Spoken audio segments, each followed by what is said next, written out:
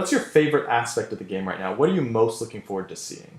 I think there's two things. First is the exploration. I'm a big explorer, and going through a high fantasy world and just finding all these crazy places is really appealing. And then the other one is our combat system. I'm kind of sick of this click combat that we've seen in MMOs recently. Our system is a lot more tactical. You're making decisions, you're responding to events, and I'm looking forward to both. Yeah, you seem to be really passionate about the challenging gameplay in this new MMO. Why do you think the rest of the industry is moving away from that, and why are you moving towards it? Well, I think a lot of the MMOs that have been made more recently especially, they seem to be trying to appeal to all people at all the time. They're trying to make it mass market. And but what happens there is you'll have features in the game that some players will like and other players won't. And so what we're doing that's the opposite really is making a targeted MMO. We're identifying our audience, players that want more of a challenge, want that risk versus reward, want to have to master things and work for things and getting a sense of accomplishment. So by appealing to a smaller, more targeted audience, we don't have to spend huge dollars. We don't have to worry about making everybody happy. We can focus on making a really great game for that specific group. Now, how will you be funding this game to completion?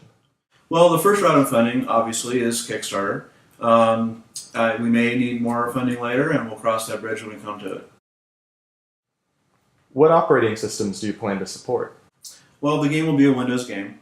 That majority of gamers have Windows machines. But we also like other operating systems, and given the chance, probably after launch, we'd be happy to look into supporting those. So the MMO audience today seems extremely critical and lacking much tolerance. Are you terrified to release a new game and throw it to the wolves, so to speak? Actually, not at all, because I think this comes back to the idea of creating a game for the mass appeal or a target audience. If you're trying to appease everybody, you ought to be pretty nervous because that's virtually impossible.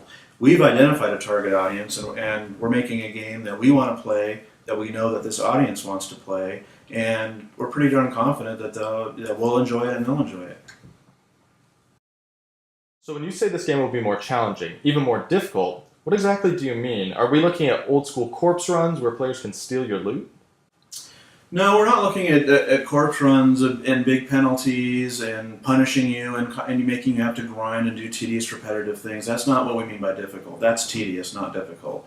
Difficult means that you encounter a challenge, that you've got to think through, that you've got to plan along with your group. And hopefully, even if you fail that encounter a couple times, eventually you're victorious and you feel great about it, you get a sense of accomplishment. That's what we mean by challenging. So will there be raids? And if so, what do you see as the ideal length of time for a raid? And should raids be able to be beaten by pickup groups or only coordinated teams? The way we're looking at it is, the idea of a group and a raid, we're kind of merging that together. There'll be areas that are designed for 8 people, maybe an area designed for 14, 16, 20, what have you. But there's not just going to be this. It's a group area. It's a raid area. As far as pickup groups or pickup raids, there'll be the opportunity to do that. But certainly, a group of people that work together and play together often within our game are going to they're going to do the best when they're adventuring through these areas. So when you're saying group areas and raid areas, is that implying that these raids are going to be outdoor open world raids? There'll be some outdoor or even in a dungeon, but they're still considered open world because other players can be there. But then we are also going to use instancing to some degree if we have a dungeon or an area that's a little bit more linear that tells a story, and that that will be just including you and your group. How big will the game world be at launch? It's really hard with an MMO to say really, are you doing it in acres or square miles? So it's really hard to say how big it's going to be. So our answer really is it's going to be big. Will races have any impact beyond cosmetic? Yeah, we think that that different races will have some different abilities, innate abilities, different stats. Some plus, some minus, because we do want you actually to do better or worse in certain areas depending on the race that you chose, your class, etc. We want them to have meaning. Can we expect open dungeons or instances? This one is really big for me personally. I hate instances. I think they ruin community building.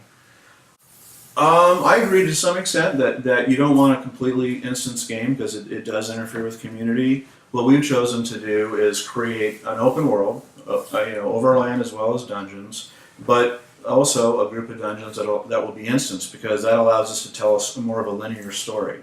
So really, it's going to be both. Where it makes sense that it's open, it'll be open. In some cases, then it'll be instance based. There's really pluses and minuses to both, and we wouldn't want to not have one and only have the other because that would limit us in ways that we don't want to be limited by. I really miss the danger associated with exploration and traveling. Griffins in West Commonland, sand giants in Oasis, hill giants, cyclops, etc. Getting stomped by these things as a weakling, but then coming back months or years later and laying waste to them was a great feeling. So I guess my question is, will the danger and excitement of exploration and traveling in EverQuest be present, and will race play a factor in that? I don't know if race will play a factor, but definitely that feeling will exist. If you're careful and you're traveling and you're staying on a path, you're near guards or what have you, you may be relatively safe. But if you do just start heading out in one direction and exploring, it's very possible that you could come across an area that was higher level, and you may die, and you may hopefully return there in the future and get some revenge. So will the world be zoned or instanced? At this point, the plan is to be zoned. There are pluses and minuses to both. We've done both with EverQuest and Vanguard. Pantheon will be zone-based, which gives us a lot more flexibility in terms of different environments. It allows us to build environments more quickly, and so that's the direction we're going to head with Pantheon. Will combat be more traditional, like Vanguard, EQOA, EQ, or action-oriented, like newer MMOs? It's actually kind of a hybrid of both. We like the tactical, slower combat where you're thinking through things. We definitely don't want to make Twitch combat. But we also do like a lot of the new RPGs that are coming out where you can actually, during combat, you can kind of see tells from the mob. You can see where an area of effect spell might go off. You can see a cone where the guy might be swinging a broadsword. And then by seeing that, having that be a tell, you can then move to avoid it. So we want a combination of reactive and active combat, where you're responding and counterspelling and deflecting things, much like an earlier MMO. But we also want that kind of a little bit faster paced environment where you can actually react to what the players are going or what the NPCs are going to do. So with counterspelling and reacting to them, is that a matter of activating an ability, or how do you choose to react to what you see them doing?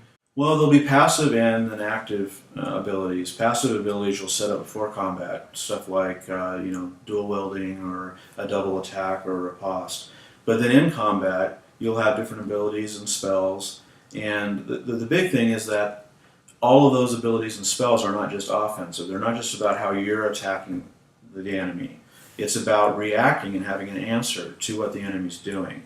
So again, you'll see where the guy's going to swing a sword. Maybe you can get out of the way. Maybe you'll see another wizard about to cast a fireball, and so you instead of casting something at that time yourself, you wait till the right time, and then you can deflect that fireball maybe back on another one of the enemy. How will we target enemies or allies? Do we use tab, or is it freeform?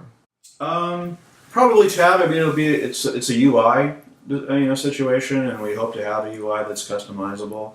But one thing that we will have is, in addition to the ability to tab through, we are going to have a defensive and offensive target, which we think is really strong. It worked well with one of our last games, and that allows you to decide, I'm attacking this mob over here, but I'm also protecting my friend who's a player over here, and they're both targeted. And then when you cast a spell, this the game knows, is this something that's like a healing spell that should go to my defensive target, or is this an offensive spell that should go to my offensive target?